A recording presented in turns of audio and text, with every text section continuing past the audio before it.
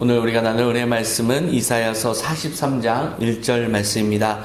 이사야서 43장 1절 말씀 다 같이 봉독하시겠습니다. 야곱아, 너를 창조하신 여호와께서 지금 말씀하시느니라. 이스라엘아, 너를 지으신 이가 말씀하시느니라.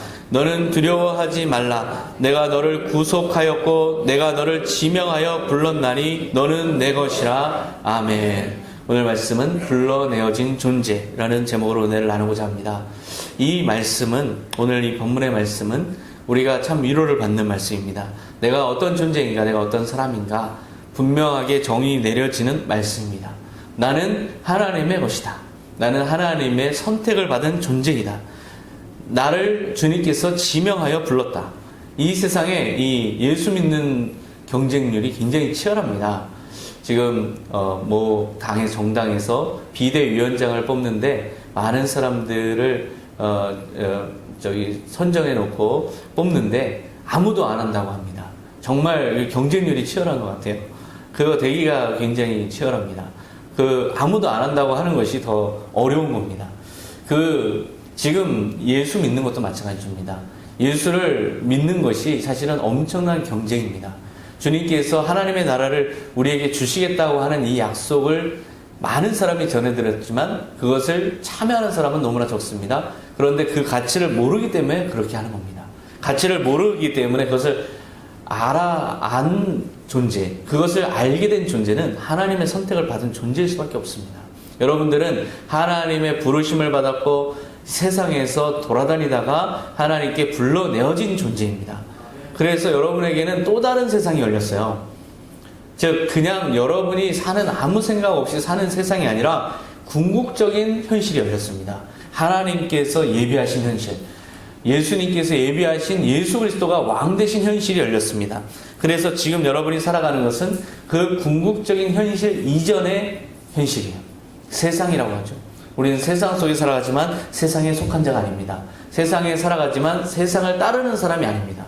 예수 그리스도를 따르는 사람이고 지명하여 불림을 받은 사람이고 불러내어진 하나님의 소유물입니다. 하나님의 아들, 딸이에요. 그래서 하나님의 아들, 딸인 이 사람들을 향해서 여호와께서 명령하시는 겁니다. 두려워하지 말아라. 하나님의 아들, 딸인 존재는 두려워함을 이제는 모르는 존재여야 됩니다. 하나님의 속한 존재가, 하나님께 붙잡힌 존재가, 하나님께서 불러내신 존재가 어떻게 두려워할 수 있습니까? 어떻게 두려움을 알 수 있습니까? 그래서 계속해서 불러내어진 존재들이 두려워할 때마다 주님께서는 화를 내시면서 꾸중하시고 두려움에서 벗어나라고, 왜 이렇게 믿음 없는 그런 태도를 갖느냐고 계속해서 질책하셨습니다. 세상이 바뀌었어요. 이제 우리는 세상에 속해서 세상에서 죽어가는 끝나버린 존재가 아니고 무의미하게 사라질 존재가 아니고 하나님에 속한 하나님의 현실, 즉 궁극적인 현실에 들어간 존재입니다. 그래서 이러한 사람들을 불러내어진 존재, 그리스도인이라고 부릅니다. 20세기의 대표적인 지성인 버트런트 러셀은 그 다음에 그림을, 우리가 책을 넘겨주세요. 버트런트 러셀은 나는 왜 그리스도인이 아닌가라는 책을 출간했습니다. 대학교 때 아주 심취해서 읽었던 책입니다. 기독교보다는 기독교인의 잘못된 그런 태도에 대해서 비판하는 책이었어요. 저도 그때 대학교 당시에 그런 회의가 드는 시절이었고 많은 그리스도인들이 왜 이렇게 살까에 대해서 의문을 품었던 시절이었기 때문에 이 책이 아주 제 마음에 감동적으로 다가왔습니다. 막연히 그냥 죽음의 두려움 때문에 예수 믿는 사람들, 그리고 자신의 성공과 행복을 위해서, 잘 되는 걸 위해서 예수를 믿는 사람들, 위선과 가식과 기만과 허위의 그리스도인들, 이 사람들을 철저하게 비판하는 그런 책입니다. 나는 그런 게 그리스도인이었다면 나는 그리스도인을 포기하겠다. 만약에 그런 게 그리스도인이라면 나는 그런 그리스도인이기를 포기하겠다. 만약에 저렇게 위선과 가식의 사람들이 정말 구원을 받은 존재들이라면 나는 그 구원을 믿지 않겠다. 이렇게 단호하게 선언합니다. 그런 비판에 대해서 많은 그리스도인들이 각성을 합니다. 이 책을 보고 내가 정말 그리스도인인가? 내가 정말 예수를 믿는 사람인가? 나는 왜 반드시 참된 그리스도인이어야 되는가? 이런 질문을 가지고 많이 각성하게 됐습니다. 바로 이 책이 그런 각성을 일으킨 책인데요. 바로 내가 진정한 그리스도인이냐라는 질문을 던지는 책입니다. 나는 과연 진정한 그리스도인인가? 내가 진정한 그리스도인이라는 것을 어떻게 알 수 있습니까? 내가 확신한다고, 내가 그냥 그렇게 고백한다고 되는 것이 아니고 나에게 그리스도의 영이 임할 때 우리는 진정한 그리스도인이 될 수 있습니다. 그리스도인이라는 것은 그리스도의 스피릿, 영혼을 받은 사람들입니다. 예수의 영을 받은 사람들, 이 사람이 그리스도인들입니다. 예수의 영을 받아서 불러내어진 존재, 이것이 그리스도인입니다. 죽음 이후에 아무것도 없다라고 한번 생각해 보세요. 아무것도 없는 죽음 이후에는 끝이다라고 한번 생각해 보세요. 죽으면 끝이고 아무것도 없다. 이 모든 것이 다 허구다라고 한번 생각해 보세요. 그것이 그 반대의 증거가 더 많은 현실이지만 그럼에도 불구하고 죽으면 끝이다라고 생각하는 많은 사람들이 제사를 지내고 있습니다. 많은 사람들이 선조들을 기억하기 원하고 또 선조들은 자기를 기억하는 후세들이 있기를 원합니다. 우리는 계속 기억에 남기를 원하는 존재들입니다. 그렇고 내 존재가 그냥 그렇게 의미 없이 끝나버리는 존재이기를 원하지 않습니다. 그런 원하지 않는 인간에게 영원한 생명을 주신 분이 바로 예수님이시고 우리를 영원히 기억해 주시겠다. 영원히 우리의 존재를 의미 있게 만들어 주겠다. 그래서 그분의 영을 우리에게 부어주신 분이 바로 예수님이시고 우리가 그 영을 받은 존재입니다. 악령에 씌운 사람도 자기가 악령에 의해서 없던 힘이 생겨나서 범죄를 저질렀다라고 이야기합니다. 그런데 하물며 예수 그리스도의 영을 시험받은 우리가, 예수의 영을 시험받은 우리가 예수의 삶을 살지 않는다면 이것은 그것이야말로 기적입니다. 예수의 영을 시험받은 사람들입니다. 그래서 예수쟁이라고 그럽니다. 밖에서는 우리가 예수의 영을 씌웠어요. 예수의 영이 씌운 사람들입니다. 그래서 나도 모르게 용서하게 되고 나도 모르게 사랑을 베풀게 되고 나도 모르게 선을 행하게 되고 나도 모르게 예수의 모습을 살게 됩니다. 이것이 바로 그리스도인입니다. 사도행전 11장 21절에 주의 손이 그들과 함께 하심에 수많은 사람들이 믿고 주께 돌아오더라. 바로 주의 손이 함께 할 때 일어나는 일입니다. 우리가 예수를 믿고 이곳에 예배 드리러 나온 것 자체가 예수의 영이 인도하신 겁니다. 예수의 영이 인도하지 않고서는 우리는 그런 마음도 그런 동기도 그런 어떤 의욕도 전혀 생기지 않습니다. 예수님의 영이 여러분들을 이끌어가고 계십니다.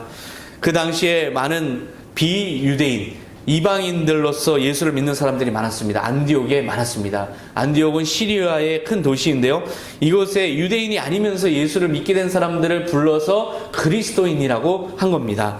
사도행전 11장 22절에 예루살렘 교회가 이 사람들의 소문을 듣고 바나바를 안디옥까지 보내니 바나바가 사울을 찾으러 다소에 가서 만남에 안디옥에 데리고 와서 둘이 교회에 1년간 모여있어 큰 무리를 가르쳤고 제자들이 안디옥에서 비로소 그리스도인이라 일컬음을 받게 되었더라. 예수 그리스도의 영을 시험받은 사람들이 많이 생겨났습니다. 제자들이 많이 생겨났습니다. 성령의 충만함을 입은 사람들이 생겨났습니다. 성령은 바로 그리스도의 영입니다. 바로 그런 그리스도의 영이 시험받은 사람들, 그리스도의 사람들, 이 사람들이 바로 그리스도인이라 칭함을 받았습니다. 그리스도의 영을 받은 사람들은 어떤 존재일까요? 영원한 존재입니다. 로마서 8장 9절에 만일 너희 속에 하나님의 영이 거하시면 너희가 육신에 있지 아니하고 영에 있나니 누구든지 그리스도의 영이 없으면 그리스도의 사람이 아니라. 그리스도의 영을 받은 사람입니다. 우리가 흔히 볼 때 귀신 들린 사람들을 찾아가서 점을 보거나 그렇게 무당을 찾아가서 그렇게 구슬하거나 그러는 것을 봅니다. 그랬을 때 그 악령이 씌운 사람의 그 모습을 보면 사람이 아닙니다. 그 악령의 지배를 받는 사람입니다. 말하는 거나 행동하는 거나 모든 판단하는 것이 다 악령의 지배를 받습니다. 우리는 반대입니다. 우리는 그리스도의 영을 시험받은 사람입니다. 그리스도의 영이 우리 안에서 역동하고 계십니다. 그래서 그리스도의 모습이 나타나고 그리스도의 영을 받은 우리를 그리스도의 사람, 그리스도인이라고 부르는 겁니다. 우리가 좀 더 영적인 차원에서 봐야 됩니다. 그냥 내가 크리스찬으로서 어떤 사회적인 종교인으로서 그렇게 예수를 믿는 것이 아니고 예수의 영을 시험받은, 예수의 영이 내 안에서 역동하시는 그런 사람으로 우리를 봐야 됩니다. 우리가 바로 그렇게 예수의 영을 입은 사람, 즉 예수화 되어가는 예수인이라는 거죠. 10절에 보면 그리스도께서 너희 안에 계시면 몸은 죄로 말미암아 죽은 것이나 영은 의로 말미암아 살아있는 것이니라. 우리의 육은 이대로 육체로서 죽어갑니다. 그러나 이 죽은 이 죄 많은 육체는 심판을 받지만 그리스도의 영이 우리 안에 계시기 때문에 이 심판 속에서도 우리의 몸은 다시 회복됩니다. 다시 부활합니다. 그래서 우리는 영원한 존재라는 것입니다. 우리에게 부활이 약속되어 있어요. 부활이라는 것이 무엇입니까? 죽지 않는다는 것입니다. 죽어 없어질 존재가 아니라는 거예요. 그리고 우리의 영은 예수의 영으로 시험받았습니다. 예수의 영이 우리와 함께 하시고 예수처럼 우리도 영원한 존재로 살아가는 겁니다. 11절에 보면 예수를 죽은 자 가운데서 살리신 이의 영이 너희 안에 거하시면 그리스도 예수를 죽은 자 가운데서 살리신 이가 너희 안에 거하시는 그의 영으로 말미암아 너희 죽을 몸도 살리시리라. 이것이 바로 예수님의 복음입니다. 우리가 착하게 살고 선하게 살고 우리가 그리스도인을 살고 그런 어떤 덕을 이야기하는 그런 것이 사실은 복음이 전부가 아닙니다. 복음의 전부는 십자가와 부활입니다. 그래서 우리의 부활을 이야기하고 우리가 부활을 허락받은 존재, 영생을 허락받은 존재로서 우리의 자아상을 갖게 되고 그래서 영원한 존재로서 나를 바라보게 되면 이 땅에 내가 살아가는 이유가 무엇인가? 내가 영원한 존재로서 이미 예수 그리스도를 믿는 순간 영원한 존재가 되었는데 나는 여기에서 왜 살아가고 있는가? 이것을 본질을 다시 생각하고 선한 청지기로서 살아가는 것을 깨닫는 것. 이것이 바로 복음입니다. 하나님의 아들의 자격을 입은 사람으로서 우리가 영생한다는 것이죠. 15절에 보면 너희는 다시 무서워하는 종의 영을 받지 아니하고 양자의 영을 받았으므로 우리가 아빠 아버지라고 부르짖느니라. 하나님을 아버지로 모신 사람입니다. 생각해 보세요. 하나님의 아들입니다. 하나님의 아들입니다. 우리가 하나님의 아들입니다. 예수님을 우리는 칭송합니다. 하나님의 아들입니다. 칭송합니다. 근데 우리가 바로 하나님의 아들입니다. 하나님의 아들이라는 지위 너무나 위대하지 않습니까? 우리가 재벌의 아들로만 태어나도 엄청난 부와 영광을 누리는데 하나님의 아들입니다. 그것을 바로 우리는 이 땅에서 선한 청지기라고 부릅니다. 로마서 8장 14절에 무릇 하나님의 영으로 인도함을 받는 사람은 곧 하나님의 아들이라. 세상에 살지만 하나님의 영으로 인도함을 받는 우리 크리스찬들은 하나님의 아들이라는 칭호를 받고 하나님의 아들로서 세상에서 불러내어짐을 받았고 이제는 불러내어진 존재로 살아가는 거예요. 그것이 바로 하나님의 아들입니다. 하나님의 아들 그리스도인 선한 청지기 처음부 다 같은 의미입니다. 그래서 예수님께서 정의 내리셨습니다. 요한복음 15장 19절 너희가 세상에 속하였으면 세상이 자기의 것을 사랑할 것이나 너희는 세상에 속한 자가 아니요 도리어 내가 너희를 세상에서 택하였기 때문에 세상이 너희를 미워하느니라. 이것이 우리의 본질입니다. 우리가 세상에 속해서 같이 놀아나고 같이 악을 행하고 같이 그렇게 더럽게 산다면 우리가 세상의 미움을 받을 일이 없습니다. 그러나 세상에서 택함을 받았기 때문에 우리는 고통스럽습니다. 세상에서 뽑혀내어졌기 때문에 고통스럽습니다. 물고기가 물에서 뭇으로 옮겨지면 굉장한 고통을 느끼는 것처럼 물고기처럼 그 세상의 물에서 살았던 우리가 세상에서 내어짐을 받았어. 불러내어져서 새롭게 붙잡힌 존재로 예수님께 붙잡힌 존재로 새로운 규율과 새로운 규칙과 새로운 비전을 가지고 살아가니 얼마나 고통스럽습니까? 우리의 고통은 세상에서 불러내어졌기 때문에 고통입니다. 세상과 같이 똑같이 살아간다면 우리는 고통이 없습니다. 그냥 거기서 살아가다가 끝나버리면 됩니다. 그냥 썩어지면 됩니다. 그러나 세상에서 우리가 붙잡힘을 받아서 불러내어져서 이제 세상의 가치관이 아니라 주님의 가치관을 따라야 되기 때문에 모든 것이 다 십자가요, 모든 것이 다 고통이요, 모든 것이 다 우리에게 도전입니다. 모든 것이 다 두려움입니다. 그런 우리에게 주님께서 말씀하십니다. 내가 너와 함께 하겠다. 이제는 너가 사는 것이 아니라 너 안에서 내가 사는 것이고 내가 너와 함께 사는 것이다. 이렇게 말씀하시는 거예요. 이제는 세상의 평가가 중요하지 않습니다. 주님의 평가가 중요합니다. 우리의 평가 기준이 바뀌었습니다. 우리의 가치가 다 바뀌었습니다. 우리는 세상에서 주님의 손에 붙잡힌 존재예요. 그래서 세상의 가치관은 가치에 의해서 내가 평가되는 게 아니라 이제 주님에 의해서 우리의 가치가 평가되는 겁니다. 오스트리아의 작은 마을에 한 벼룩시장이 있습니다. 유럽은 참 벼룩시장이 많습니다. 별 쓸모없는 것까지 다 나와 있습니다. 깨진 접시까지 나와 있고 부러진 볼펜까지 나와 있습니다. 그것이 얼마에 팔릴까 정말 궁금할 정도인데요. 거기에 먼지가 잔뜩 묻은 한 낡은 바이올린이 하나 올라와 있습니다. 거기서 경매가 벌어졌는데요. 누군가 이 낡은 바이올린 그냥 3달러에 사겠다라고 소리칩니다. 3달러는 3,000원에 불과한데요. 3달러에 사겠다는 사람이 있는 걸 보면서 한 노인이 갑자기 이런 이야기를 합니다. 내가 이 바이올린을 연주해봐도 됩니까? 그런데 이 노인은 젊었을 때 어느 교향악단에서 바이올린을 연주하던 분이었어요. 바이올린이 이 노인의 손에 잡힙니다. 바이올린이 털고 먼지를 털고 닦고 줄을 다시 튜닝하고 그리고 활을 하나 구해서 바이올린을 연주하기 시작합니다. 멘델스존의 바이올린 협주곡을 연주합니다.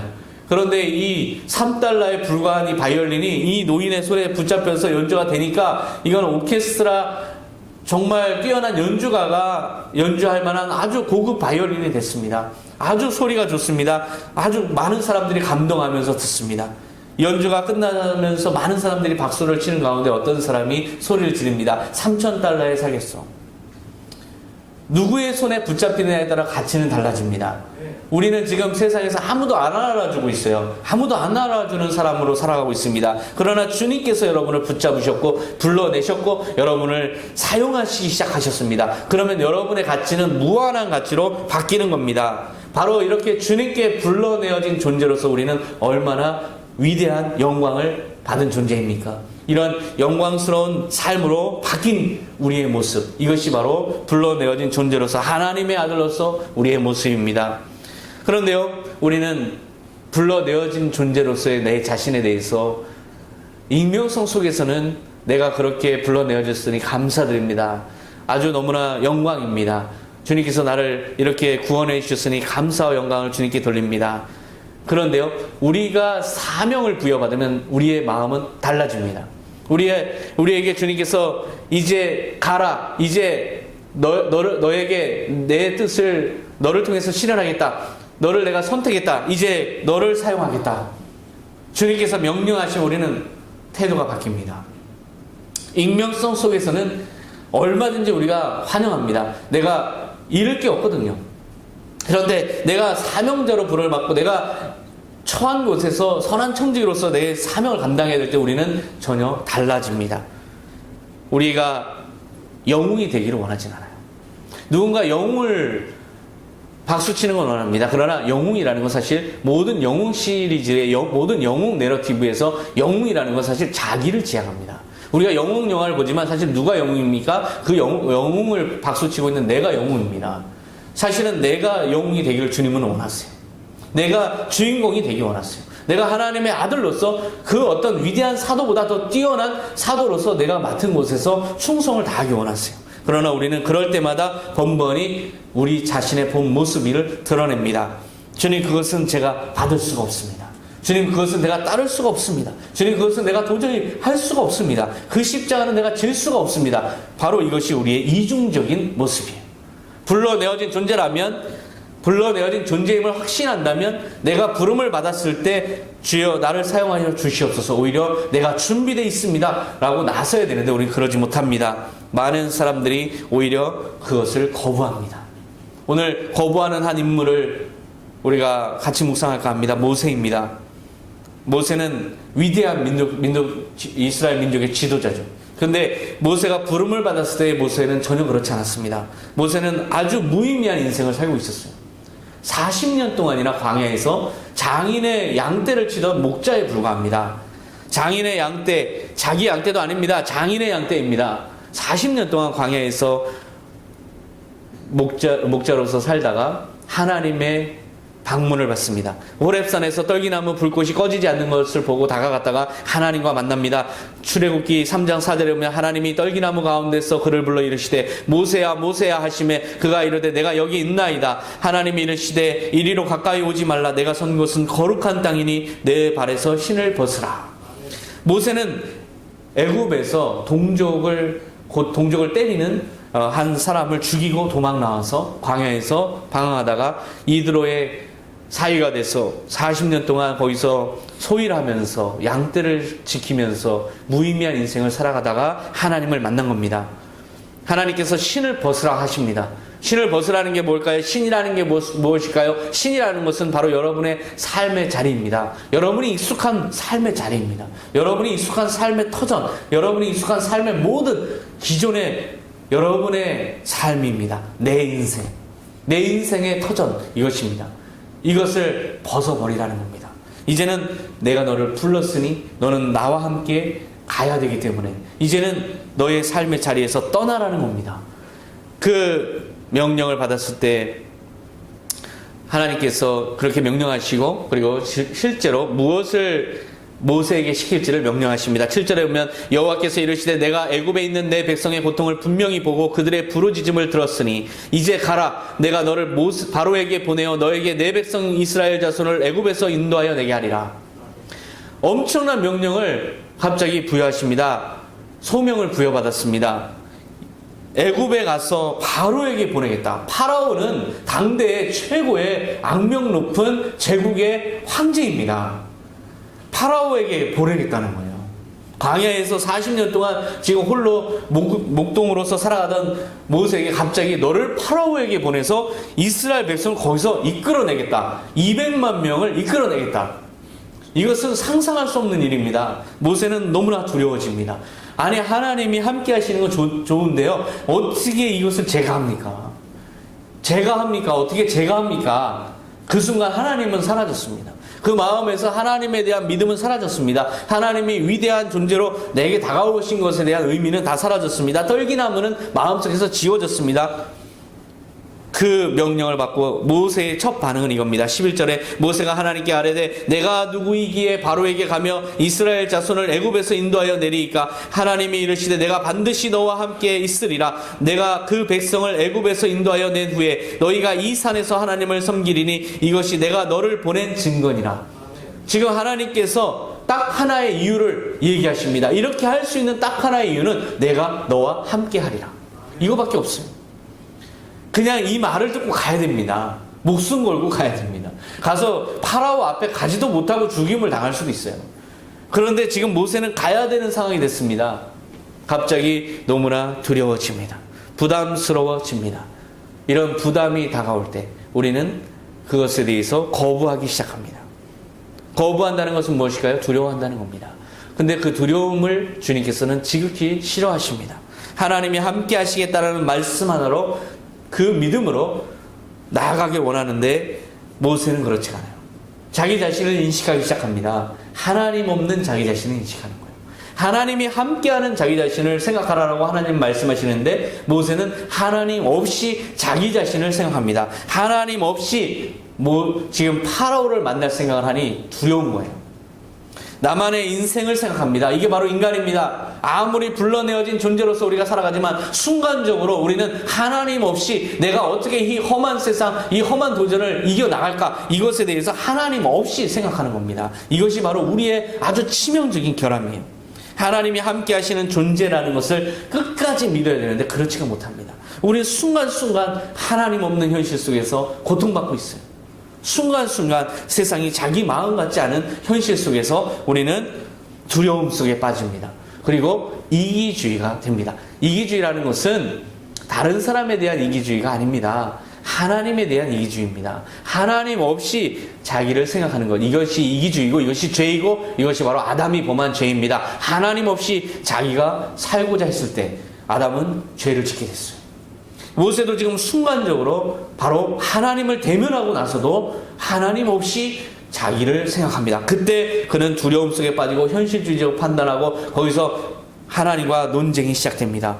출애굽기 4장 1절에 보면 모세가 대답하여 이르되 그러나 그들이 나를 믿지 아니하며 내 말을 듣지 아니하고 이르기를 여호와께서 내게 나타나지 아니하셨다 하리이다. 이성이 작동됩니다. 우리 이성이라는 건 아주 연약한 존재입니다. 우리 이성을 너무 믿지 마시기 바랍니다. 우리 이성은 욕망을 합리화하고 정당화하는 수단, 도구에 불과합니다. 이성이라는 것은 아주 취약한 존재입니다. 연약한 존재입니다. 우리가 이성적 합리적으로 아무리 살려고 해도 우리의 욕망, 우리의 두려움을 합리화하고 정당화하는 수단에 불과하다는 것을 알아야 됩니다. 우리를 이끌어가는 건 사실상 믿음입니다. 믿음이 작동될 때 이성도 같이 믿음에 맞춰서 합리화합니다. 그러나 두려움이 작동될 때 이성도 같이 짝짝 치면서 두려움에 합리화하는 논리를 펴니다. 지금 모세는 말을 비틀기 시작해요. 그 두려움 속에서 하나님에게 왜 내가 안 되는지를 가장 각양각색의 논리로 지금 이야기하기 시작합니다. 그 대표적인 것이 사람들이 나를 믿겠습니까? 사람들이 내게 과연 그런 사명을 받은 자라고 나를 믿겠습니까?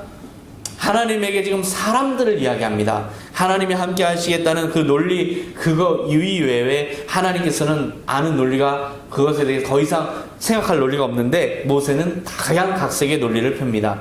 2절에 보면 여호와께서 그에게 이르시되 내 손에 있는 것이 무엇이냐? 그가 이르되 지팡이니이다. 여호와께서 이르시되 그것을 땅에 던지라 하시매 곧 땅에 던지니 그것이 뱀이 된지라. 모세가 뱀 앞에서 피하며 여호와께서 모세에게 이르시되 내 손을 내밀어 그 꼬리를 잡으라. 그가 손을 내밀어 그것을 잡으니 그의 손에서 지팡이가 된지라. 하나님께서 지금 자연을 변화시키는 전능한 능력을 보여주십니다. 근데 모세의 손에서 일어났어요. 모세의 손에서 하나님이 함께 하셨을 때, 지팡이가 함께 했을 때, 지팡이와 함께 하시는 하나님이 뱀과 지팡이를 오가게 하십니다. 전능하신 하나님을 경험시키십니다. 전능하신 하나님을 경험한 모세는 이제 마음을 바꿔서 주여 내가 따르겠습니다 했을까요?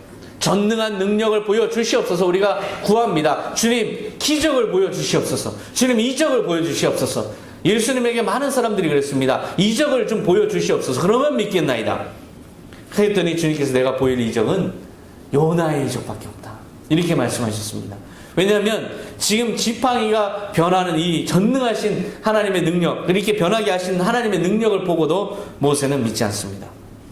6절에 보면 여호와께서 다시 또 보여주십니다. 여호와께서 또 이르시되 그에게 이르시되 내 손을 품에 넣으라 하시매 그가 손을 품에 넣었다가 내어보니 그의 손에 나병이 생겨 눈같이 된지라. 이르시되 내 손을 다시 품에 넣으라 하시매 그가 다시 손을 품에 넣었다가 내어보니 그의 손이 본래의 살로 되돌아왔더라. 자기가 나병 환자가 순간적으로 됐던 겁니다. 하나님이 자기를 이렇게 자기의 운명을 치실 수도 있다는 것을 자기의 몸을 통해서 경험했어요. 밖에서 외부에 지팡이가 뱀이 되는 것이 아니고 내 몸이 나병 환자가 됐다가 바로 낫는 것을 경험했습니다. 자기의 운명이 주님에게 좌우된다는 것을 경험시킨 거예요. 그랬으면 모세가 달라졌을까요? 우리가 질병에서 낫기를 구합니다. 주님 병에서 낫게 해주시면 내가 주님의 살아계심을 완전히 믿겠습니다. 저 또한 그러지 못했습니다.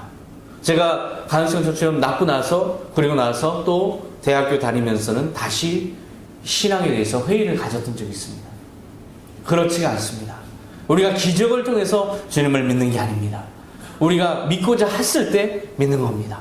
우리가 믿음으로 작정하고 믿음으로 결단했을 때 거기에서 믿음을 주시는 주님에 의해서 믿게 되는 겁니다. 바로 그 믿음을 주시는 분이 하나님이시지 우리가 어떤 이성적으로 기적을 보고 믿는 것이 아닙니다. 지금 이 운명을 좌우하시는 하나님을 경험하고도 모세는 여전히 다른 이유를 댑니다. 10절에 보면 모세가 여호와께 이르되 오 주여 나는 본래 말을 잘하지 못하는 자니이다. 주께서 주의 종에게 명령하신 후에도 역시 그러하니 나는 입이 뻣뻣하고 혀가 둔한 자입니다. 자기가 이제 말하지 못하는 말을 제대로 못하는 무력한 사람임을 지금 호소합니다. 자신의 한계를 여전히 지금 인식하고 있어요. 말을 잘하냐 못하냐조차도 자기를 부르신 하나님의 능력 안에 있다는 것을 인식하지 못한 채 자기의 무력함을 이야기합니다.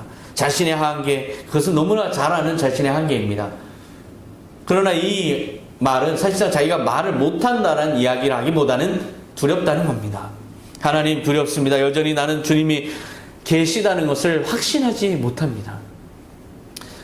확신한다 해도 내가 파라오 앞에 섰을 때 주님이 역사하신다는 것을 확신하지 못하겠습니다. 이것이 바로 사명을 받은 불러내어진 존재로서의 인간의 정말 끝까지 주님과 투쟁해야 되고 주님과 끝까지 우리가 풀어야 될 숙제입니다. 주님이 우리를 부르셨지만 우리는 여전히 두려움 가운데서 계속해서 이런 모습을 보이는 겁니다. 이것이 바로 우리의 한계입니다. 주님께서 아십니다. 우리도 싸워 나가야 될 것으로 알아야 됩니다. 직시해야 됩니다. 두려움의 여부에 달린 것이지 하나님의 능력이 없는 게 아니라는 거죠. 하나님이 우리와 함께 하시지 않는 것이 아니라 우리가 두려워한다는 겁니다. 그러니까 하나님의 능력이 있느냐 없느냐를 논하지 마시고 우리가 두려운 것에 대해서 직면해 나가야 됩니다. 우리는 두려워하지 말아야 될 사명을 가지고 있어요. 우리가 두려움에 대해서 직시하고 싸워야 될 사명을 가지고 있습니다. 우리는 두려움과 싸우는 것이고 주님은 주님의 일을 하시는 겁니다. 우리가 해야 될 일은 두려움과 싸우는 겁니다. 13절에 보면 모세가 이르되 오 주여 보낼 만한 자를 보내소서. 마지막까지 이렇게 이야기합니다. 너는 이 지팡이를 손에 잡고 이것으로 이적을 행할지니라. 주님께서 지팡이를 쥐어주십니다. 이 지팡이가 무엇일까요? 바로 지팡이가 하나님이 나와 함께 하시다는 증거라는 거예요. 이 지팡이를 쥐고 있을 때 하나님이 나와 함께 하시다는 확신을 가질 수 있는 징표입니다. 지팡이를 쥐고서야 모세는 파라오 앞에 갈 수 있었어요. 불러내어진 존재는 홀로 사는 존재가 아닙니다. 하나님께서 함께하고 하나님께서 붙잡은 존재입니다. 하나님께서 붙잡고 계시기 때문에 우리가 이 붙잡힌 대로 풀무불에 던져지더라도 거기서 다니엘처럼 살아나는 것이고 사자굴에 들어가도 살아나는 것이고 풍랑을 만나도 물에 빠져도 사는 것이고 우리가 죽음에 처해져도 일으켜지는 거예요. 우리는 붙잡힌 존재입니다. 우리가 붙잡힌 존재라는 것, 이것이 우리의 생존의 모든 것을 말해줍니다. 결정해줍니다. 우리는 붙잡힌 존재라는 믿음을 가지고 죽음에 대해서 여러 가지 우리의 망할 것에 대해서 두려워해서는 안 됩니다. 이것이 우리의 사명입니다. 우리의 십자가입니다. 우리는 두려움과 싸워야 됩니다. 하나님이 나와 함께 하시구나. 이것을 끝까지 믿는 그 싸움의 경주가 우리 앞에 놓여 있습니다. 그런데 우리가 주님의 손에 붙잡히면 우리의 완전히 가치가 달라진 새로운 인생이 됩니다. 모세가 양치기였지만 이제 지팡이를 붙잡았다는 것은 사실 주님이 모세를 붙잡았다는 거예요. 그랬을 때 이 모세는 민족의 지도자가 됩니다. 과연 예언하신 대로 이곳에 와서 이 이스라엘 백성들이 하나님 앞에 예배를 드립니다. 결과적으로는 그렇게 됩니다. 다니엘서 12장 3절 말씀이 이루어지는 겁니다. 지혜 있는 자는 공창의 빛과 같이 빛날 것이요 많은 사람을 옳은 대로 돌아오게 한 자는 별과 같이 영원토록 빛나리라. 이 모세가 그 일을 결국은 해냅니다. 결국은 이룹니다. 불러내어진 일에서 영원한 가치를 발견했고 그것을 실천했고 결국 실현한 겁니다. 바로 이것이 부름받은 존재로서의 우리의 사실 나아가야 될 방향입니다. 우리가 나아가야 될 방향은 주님께서 우리를 불러주신 것에서 주여 내가 충성을 다하겠나이다. 여기서 많은 사람들을 옳은 대로 돌아오게 하겠습니다. 여기서 내가 내 사명을 여기서 발견하고 내가 하는 어떠한 일들이든지 간에 종류는 다르든지 간에 어떠한 것이든지 간에 거기에서 주님께 영광 돌리고 주님이 빛나도록 하겠습니다. 그렇게 한 자가 영원토록 빛난다는 거예요. 그런 자에게 상급이 있다는 겁니다. 미국의 한 신문에 실렸던 장례 기사입니다. 오늘 친절했던 한 수리공의 장례식이 있었습니다. 이런 기사입니다. 세상을 움직이고 뒤흔든 유명인사가 아닙니다. 평생 한결같이 성실함으로 행복하게 살아온 79세 가전제품 수리공입니다. 이 기사는요, 누가 올렸냐면 바로 가전제품 전파사 있잖아요. 전파사 수리공의 사장님이 신문 기사를 올린 거예요. 같이 한번 보겠습니다. 그가 하던 일의 절반은 사람들 집에서 망가진 가전제품을 고치는 것이었고 나머지 절반은 어려움 당한 이들의 삶을 고치는 것이었습니다. 그래서 삶에 어려움이 있는 많은 이들은 가전제품이 망가졌다는 핑계로 언제나 그 사람을 보내달라고 요청했습니다. 그는 매우 밝고 매우 친절하며 언제나 사람들의 도움이 되는 말을 해주었습니다. 이것이 가전제품 수리공을 고용했던 사장님께서 그 가전제품 수리공이 죽었을 때 장례 기사로 내었던 기사의 일부입니다. 이 수리공은 왜 가전제품을 수리하러 다녔을까요? 가전제품을 수리하는 건 당연히 잘해야 됩니다. 그것을 통해서 가전제품은 수리 못하면서 좋은 말만 해대고 다니면 욕먹습니다. 가전제품 수리 잘해야 됩니다. 하나님의 주신 능력으로 누구보다 잘해야 됩니다. 그러나 그것만으로 우리의 사명이 끝나는 게 아닙니다. 우리는 거기에서 누군가를 살리고 거기에 보내신 주님의 목적을 실현해드리고 거기에서 선한 청지기가 되고 거기에서 사람을 살리는 일을 해야 됩니다. 이것이 바로 우리가 부여받은 사명입니다. 우리를 불러내어 주신 이유예요. 다른 사람들은 그렇지 않습니다. 가전제품 수리공이 가서 어떻게 하면 한 푼이라도 돈을 더 벌까를 고민하죠. 그러나 부름받은 우리는 그렇지가 않습니다.